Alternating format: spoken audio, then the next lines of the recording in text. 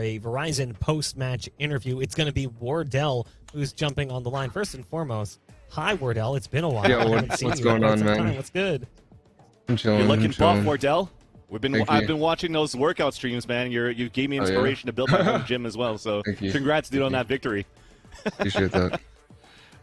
So I just went back and looked, Wardell. It's been quite a while since you guys have found yourself in a finals. Obviously, things have not really clicked across 2021, and I don't think people have been shy about saying it. Is there anything you want to say to those people now? Nah, I got nothing to say to those people, to be honest. They don't really bother me. That's awesome. Let the playstyle make that do the work. And it's the same thing. I think your playstyle showed as well, because I've been looking at you guys and the way you've evolved so far with Bang and Leviathan, and I was like, and we're all trying to figure out what's really the answer to try to get the success of TSM. And for me, it was like, maybe we need to see you op less on the attacker side. And boy, you've proved me wrong throughout these qualifiers and moving into the close, man. You've been hitting so many of these first bloods and being a huge impact as the operator for TSM.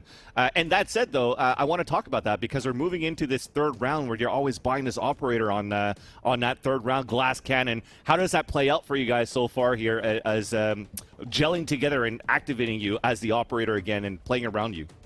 I just feel like people are just not used to having like an op on third round, and everyone just they don't know how to act, and then like once they try to like counter it, they just fall out of their own gameplay, like game style or whatever, and then everything just crumbles for them. One of the things I wanted to ask you is, like, obviously you guys were really good in 2020. You know, one of the best teams in the world. Some would say the best. Obviously, we don't know because we didn't have international competition back then. Looking at the roster you have now, how do you feel it compares to the roster you had then? I think it's just like just the younger kids are just getting way better. Like they've like before, like we had the upper advantage with the game sense, the aim. Kids are like starting to get like all the game sense and all the aim, so yeah. I feel that it complements you quite well as well, I think, Wardell, because at the same time when you're saying that these newcomers actually cracked and, you know, they're just speed demons going around the map, I think that this also allows you to be as aggressive as you want to be and try to catch up with them and frag with them as well. I think the duos that you have going on here, this double op setup on Breeze, by the way, what the hell was going on in that map? There was actually even a map where Leviathan was chilling looking at crabs. What was the game plan in here? Yo, I feel like that was just a troll-ass game, to be honest.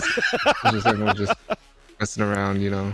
Like everyone's just too scared to play Envy or Sentinels. I was just like, all right.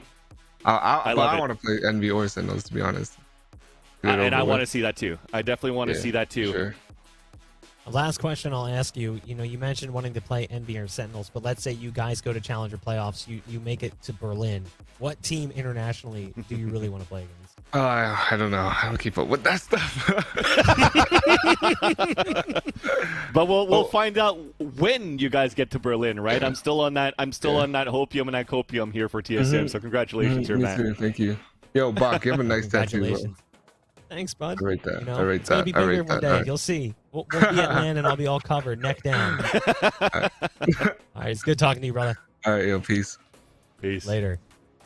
Always a pleasure to talk to Wardell. I've had the joy and honor of watching his career flourish. Yeah. Like casting him at like amateur CS lands going back like 4 to 5 years ago. Bees Money Crew? It's been cool to see him, you know, transcend to this higher level. Yeah, Bees Money Crew, Ghost Gaming, and then getting into Valorant and joining right away with TSM, putting a huge impact into the scene. Actually, I think even TSM for me is that team that also helped grow the scene in North America for Valorant, and they're so good in terms of personality to be able to create like so many fans that are like not only around the players but now are starting to have interest into this esports, into the competition that we see today, because the storylines are quite good and you see it right now. I'm pretty sure there's a lot of like TSM wins, all that hopium and copium is coming up here for TSM. The stocks are up, they're skyrocketing, and they're moving down to the grand finals waiting for their opponent from the lower brackets.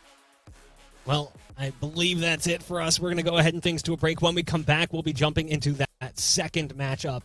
It's going to be our lower semifinal. It's going to be between FaZe and Rise, a team that a lot of people didn't expect to be this far through the tournament, but they've made it. They've qualified for Challengers playoffs, and we'll see if they have what it takes to best the SMEG. Stay tuned.